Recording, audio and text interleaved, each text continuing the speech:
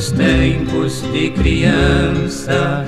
Ai, nunca consegui te esquecer.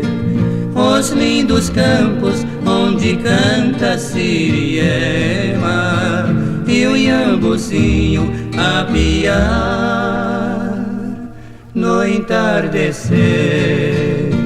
Na velha igreja, depois da Ave Maria, ao cair da tarde fria, velhos discos a tocar. Noites de reis e a saudade do matão.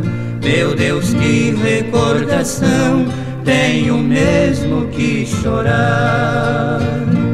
Me perdoem se falo tanto nesta querida cidade, onde hoje a mocidade já nem lembra mais de mim.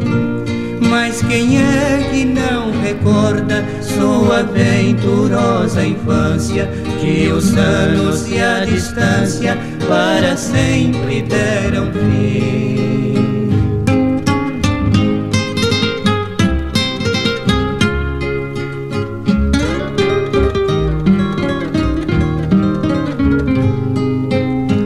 Monte Carmelo, Patrocínio, Lagamar, ai, vivem para sempre na lembrança.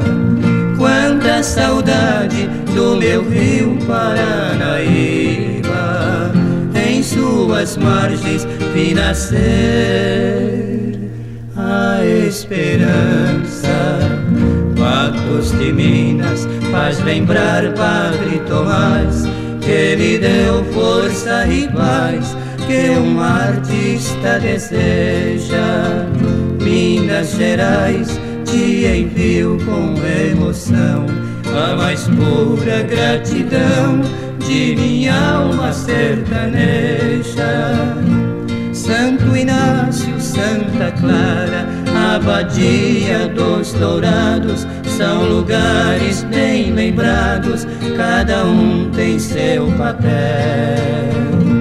São os sonhos da criança, misto de saudade e dor, do poeta sonhador, filho de Coromandel.